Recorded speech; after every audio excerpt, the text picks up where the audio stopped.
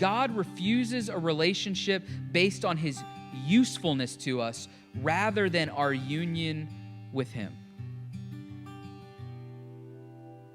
And we find all kinds of ways to avoid union, because relationship is hard. Relationship involves vulnerability. Relationship involves being put at the mercy of another person. Relationship involves bending your preferences, your will, your desires to that of another person.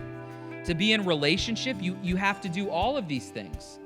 But if it's just usefulness, if it's just transactional, I'll scratch your back if you scratch my back, then you can skip all of the vulnerability. You can skip all of the heart stuff and hard stuff. You can skip all of having to actually get to know another person and their desires and their will and form your life accordingly.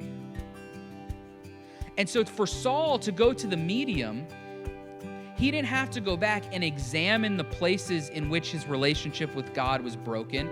He didn't have to go back and examine the ways in which he offended God. He didn't have to go back and repent. He didn't have to do the hard work of relationship. He could just make God useful.